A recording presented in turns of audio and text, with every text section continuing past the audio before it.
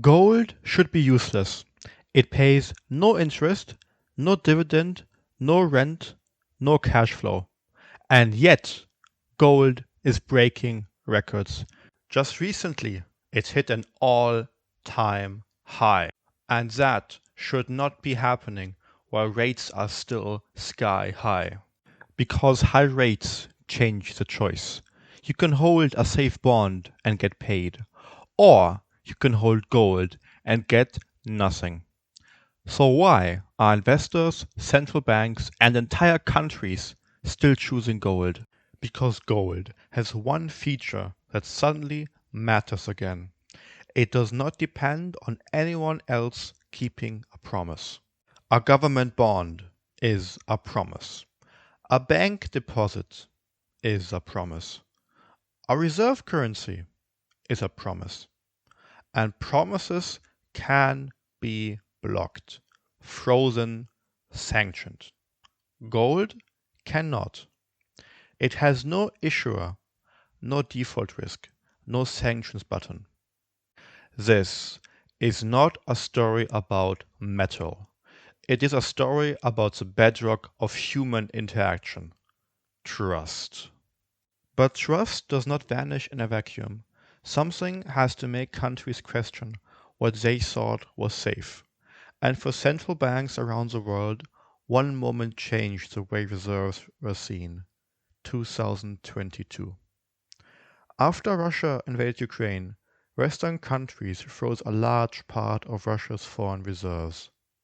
After the annexation of Crimea in 2014, Russia started preparing for a more hostile financial world. Sanctions were no longer a theoretical risk. They were already real. So Russia began building what many described as a financial war chest: large international reserves that could help protect the country if access to foreign funding became more difficult. The idea was simple: if the outside world turns against you, you want a buffer. And by the time Russia invaded Ukraine in 2022, that buffer was enormous. At the end of 2021, Russia held more than $600 billion in international reserves. On paper, this looked like strength.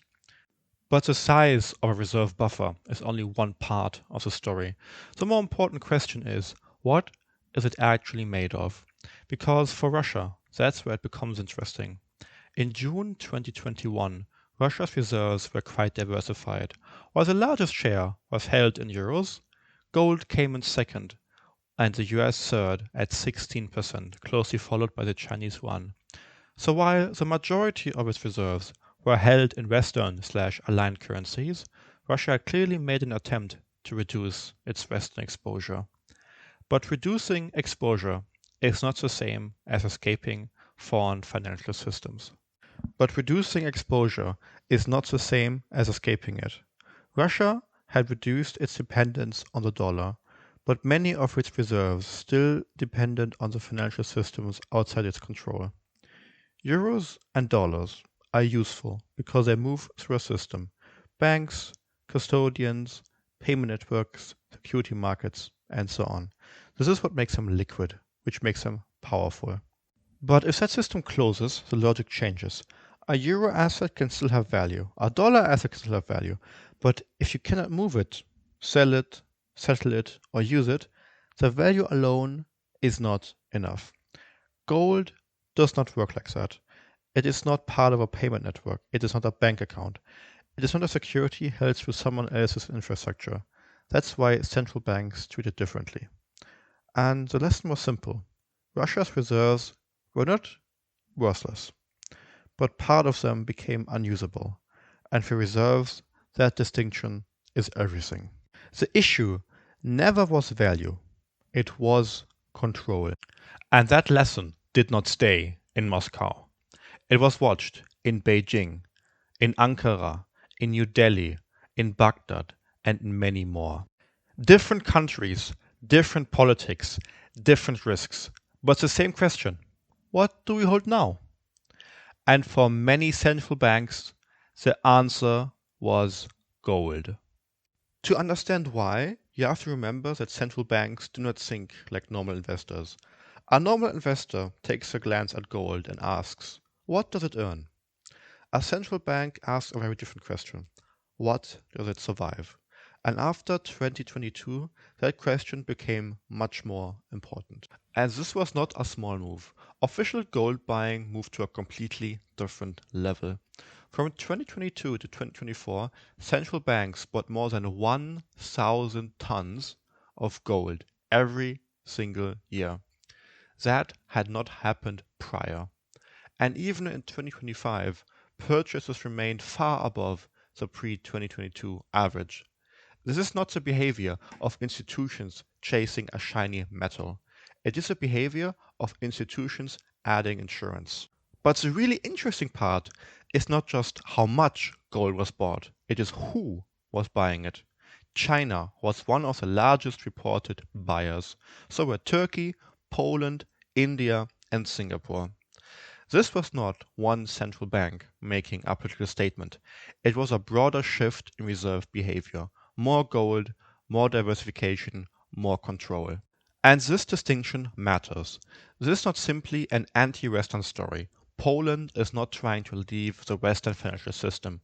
Singapore is not abandoning global finance, and India is not making the same calculation as Turkey. So gold buying does not necessarily mean countries are exiting the dollar system.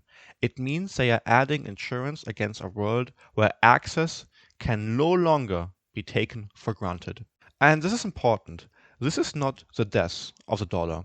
That would be far too simple. The dollar still dominates global reserves by value. It remains the deepest and most liquid reserve currency system in the world, but gold has moved up. By 2024, the estimated value of official gold holdings had risen above the euro's reserve value. That doesn't mean gold replaces the dollar or the euro. It means gold has become harder to ignore. The dollar system is still incredibly useful, but useful does not always mean neutral, and that is the tension gold is responding to. But gold is only the visible part of the story. Underneath is something bigger. Our world becoming less comfortable with dependence. And you can see this almost everywhere. In trade, countries are no longer only asking where production is cheapest, they are asking where production is safest. That is why governments want more critical goods produced closer to home, or at least inside trusted alliances. An example for this would be semiconductors. The US and China are not treating these chips like normal goods anymore. They are treating them like strategic infrastructure. But also, apart from that, it shows in trade policy. Brexit was an early warning sign. One of the world's most integrated economic relationships became less integrated by political choice. And since then, the direction has only become more obvious. Tariffs are back. Industrial policy is back. Export controls are back. Even the relationship between the US and Europe has become more transactional. For a long time, the US and Europe were supposed to be the safe core of globalization. Not frictionless, but predictable.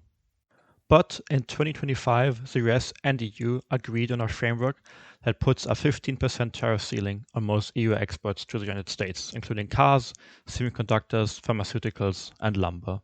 The US framed it as a balanced trade. The EU framed the ceiling as a way to prevent further escalation. And that tells you something. If even allies bargain over access like this, then globalization no longer feels automatic. And you can see it in the financial system as well. BRICS is not replacing the dollar tomorrow. That will be fantasy. But the direction matters. More trade in local currencies, more settlement outside the dollar, more payment infrastructure outside the traditional Western core. BRICS has not built a new dollar system, but countries are trying to build options. More ways to reduce dependency on infrastructure they do not fully control. And this is not just a YouTube narrative I came up with. Institutions are taking it seriously. The IMF calls this geo-economic fragmentation, a policy-driven reversal of global economic integration, often guided by strategic considerations. The WTO has also warned that global trade is increasingly vulnerable to geopolitical division. In its October 2025 outlook, the WTO sharply cut its 2026 forecast from 1.8 to 0.5%, stating that fragmentation and tariffs play a major role. This is not the end of globalization, but it is a warning that the trading environment has become fragile. So this is not just about gold. It is about politics returning to systems that used to look technical: trade routes, payment systems, reserve assets, supply chains. And the old globalization story, dependence looked efficient. In the new fragmentation story, dependence looks risky. And that changes how countries think. They do not only ask where is production cheapest, where is capital most liquid, which reserve asset is easiest to use. They also ask what happens if the world splits into blocks? What happens if alliances break? What happens if the best system is no longer the safest system? And that is why gold buying matters. It shows that countries are no longer only optimizing for return, liquidity, and convenience. They are also optimizing for resilience. Not exit, hedge. Not a panic, but preparation. And this brings us back to the beginning. Gold still pays no interest, no dividend, no cash flow. But in a world where dependence becomes riskier, that weakness starts to look like protection. Gold did not change, the world did. And that is how a metal that pays nothing became one of the most attractive forms of financial insurance in the world. Thank you for watching until the end. I'm still in the beginning of my YouTube channel, so I highly appreciate any sort of feedback. If you enjoyed it, feel free to like and subscribe. Cheers.